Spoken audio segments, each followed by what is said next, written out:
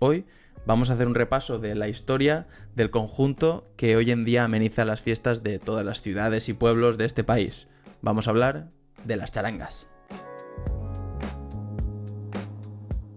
Para encontrar los orígenes de lo que hoy denominamos una charanga, tenemos que remontarnos a la antigua Grecia y antigua Roma. En estas civilizaciones, las fiestas como la Lupercalia eran acompañadas por músicos que amenizaban y, cantaban letras obscenas, amarillo es, o cómicas para, un poco alegrar las fiestas, ¿no? Por cierto, la Lupercalia merece su propio video porque menuda fiesta más rara tenía montada los romanos ahí. A la llegada de la Edad Media, todas esas fiestas desenfrenadas y llenas de excesos quedaron bastante olvidadas por la profunda espiritualidad de esta época y que seguían los principales reinos cristianos. Pero, durante este mismo periodo, surge la figura del juglar.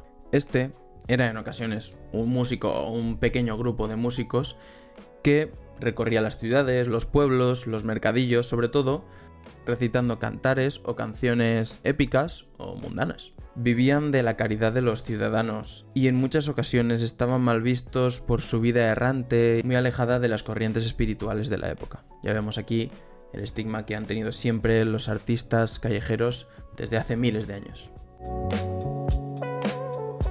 Finalizando la Edad Media, se observa un descenso en la popularidad de los juglares y aparece una nueva agrupación, lo que hoy llamamos la Tuna. La Tuna es una asociación que se deriva de las principales universidades de Europa.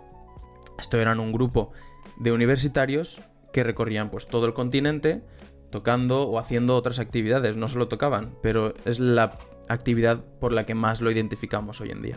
Tampoco tenían muy buena reputación porque se dice que al tener la tonsura, que es el arillo este que se hacían los curas en la cabeza, utilizaban esto para dormir en monasterios, en iglesias, de manera gratuita y ahorrarse unas monedillas. Poco a poco, y con la invención de los sistemas de clavijas y de pistones para los instrumentos de metal, la música de desfile fue ganando más y más importancia. Ya a finales del siglo XIX y con la masificación de los ejércitos que hubo en esta época, y por lo tanto el aumento de las bandas militares, se comenzó a utilizar el término charanga para referirse a un pequeño conjunto de músicos de esta misma banda militar que se iban a los pueblos para ganarse un dinero y amenizar las fiestas, tocando marchas militares, pasodobles o canciones populares.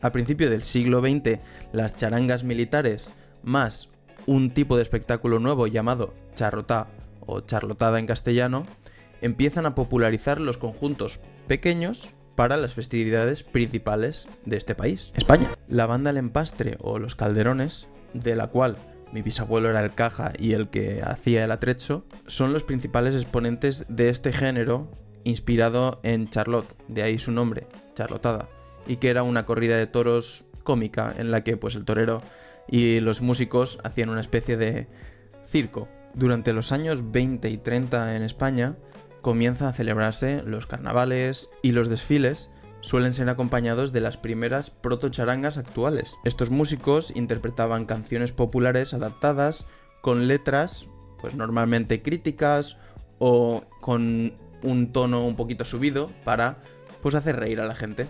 Y sobre todo para entretener y dar música a la fiesta. Sobre todo durante la República se vivió un ambiente de libertad en estas fiestas que no se volvería a repetir hasta después de la dictadura. Y es que durante la dictadura franquista no es que desaparecieran estos conjuntos, sino que sufrieron una censura, como todo lo relacionado con el arte en esta época. Los temas permitidos por el régimen en esta época eran pasodobles, marchas de procesión, un poco de jazz, los lentos, que por otra parte eran vigilados de cerca por las autoridades y el clero, empoderado por el propio régimen. Se siguió en esta época una moralidad bastante estricta y sobre todo se vigilaba mucho la asociación de gente, o sea, los grupos.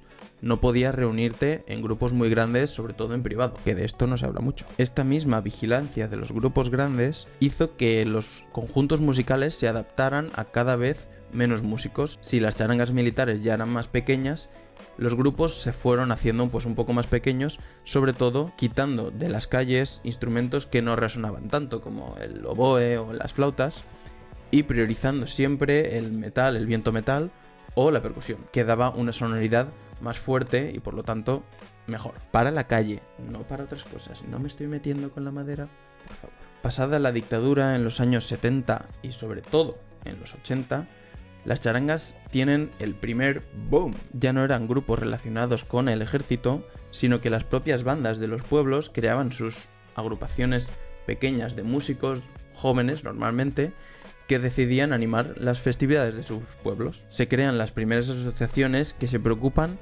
por profesionalizarse un poco. Hacen arreglos de pop, techno, rock, un poco de todo y intentan mejorar su calle para dar un mejor espectáculo. Esto amplía muchísimo el catálogo musical de las charangas. Un gran ejemplo de este avance es la charanga Cuba Libre, que se creó en el 1985 y que es la creadora de uno de los arreglos más conocidos, Bacalao Salao. Este tema se ha convertido en un himno para todas las charangas de España y el principio con el solo de tuba es algo que conoce todo el mundo. También la charanga a los espontáneos, que se creó en 1995, es una de las míticas también, y con un repertorio un poco más clásico de calle, siguen aún hoy día tocando y las dos charangas siguen tocando, la Cuba Libre también, flipa. Ya a principios de los años 2000 llega una segunda ola de charangas, que comienza a profesionalizarse y mejora muchos aspectos, sobre todo del pasacalle, introduciendo las coreografías muy elaboradas. Es en este momento cuando se crean agrupaciones como El Dólar, Los Mataos o Artistas del Gremio.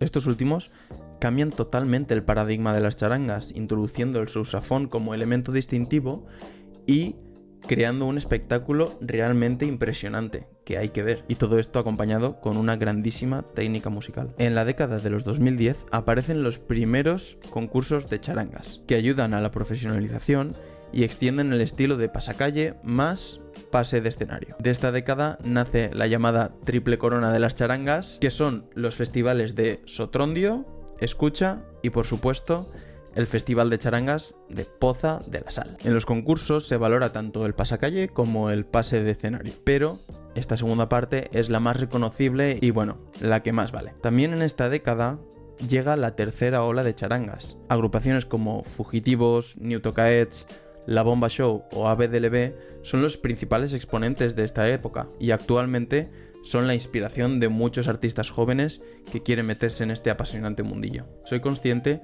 de que me voy a dejar muchas agrupaciones por nombrar, pero estoy preparando un vídeo en el que voy a repasar todos los estilos y todas las charangas de España.